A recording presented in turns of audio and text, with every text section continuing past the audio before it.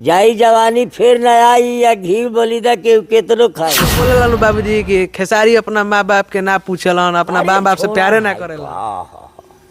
हुआ खूब मेहनत से लिट्टी चोखा बेच के आज अपन बेटा के इतना काबिल बना देने कि 2.5 करोड़ रुपया के गाड़ी पर चढ़ाता है। बात लिखे जो मेहनत करता है ना बाबू, हाँ।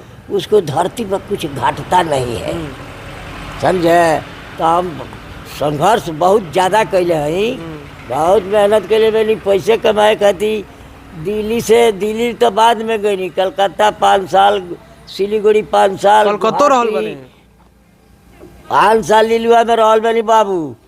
मेहनत कष्ट बहुत कैले बनी। तो बड़ा माई के बारी जरती भैया, इनकरे कृपा बा।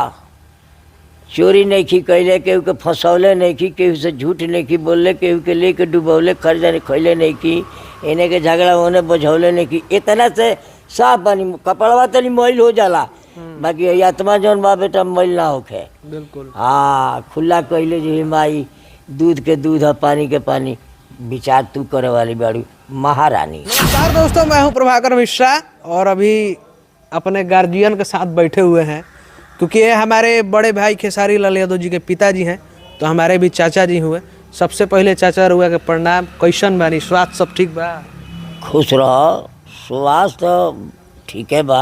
हाँ तनी मनी एने ओने तो होते रहेला, पुली पेला धराला, हाँ ठीक बानी। ठीक बानी नु। अच्छा, और बेटा यहाँ आयल रहले कुछ दिन पहले 2.5 करोड़ के डिफेंडर गाड़ी लेके, और वो लोग खूब बैठ के घूमनी, पूरा अपना गांव के भ्रमण कैनी। कैसन लगल कि जे बेटा रहुआ खूब मेहनत से लिट्टी चोखा बेच के आज अपन बेटा के इतना काबिल बना देने कि 2.5 करोड़ रुपया के गाड़ी पर चढ़ाता रहे। बाप महतारी एगो ऐसा चीज है हाँ। कि बेटा या बेटी के खुशी खातिर का से का ना कह देला। सही बात कर लेनू। हाँ। अरे माई बाबू वही है तो तारा के अब 10 रुपये कमा के ले जाके दे वो लोग के आदर भाव करबो, तो तारा के देख के खुशी वो लोग के कितना हुई। सही बात। तो माई अब बाबू एगो ऐसे चीज होवन कि उनकर लड़का चोरो रही तो वो फेवर वही के करी है। हाँ। खुशहाली वही खातिर बनई है। ई कुली चीज पूछे वाला नहीं के, ये तो सब अपने आप के समझे वाला बात। रे भाई, अब एगो बेटा माने बड़ा ऑफिसर हो गई, बड़ा कलाकार हो गई, तो वो माई बाबू के दिल पर का गुजरी अभी कुली पूछल जाला ना। लेकिन कुछ लोग सोचले, कुछ लोग छोड़ो, हाँ, कुछ लोग के बात छोड़ो, हमार बात सुनो।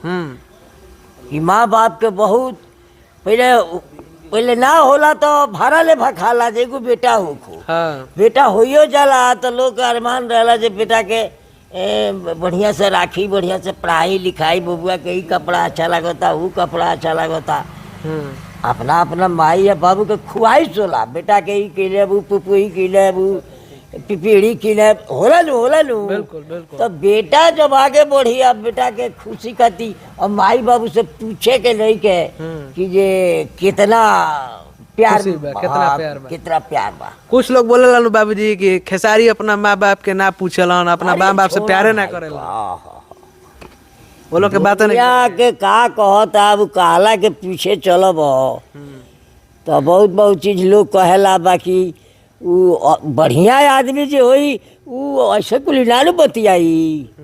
एगो कुतिया बिया, ओकरा बेटा बेटी से कौन सुख बा, अब तू बतावा। सही बात है तो वो बेचारी अपना बच्चा के दूध पिया के जब वो कुछ खाए लगता तो कहती है जो अब तो चाहे जो हदम में जो कहीं जो, बाकी अभी दूध जब मुंह से खत्म हो जाई तना के बाद हमार ना जो।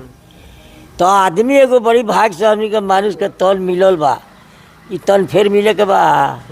हाँ, ई मनुष्य तन जौन बा, हमनी के मनुष्य में जन्म पैदा आदि के भइल बा, ई फिर दोबारा ना मिली। सही बात।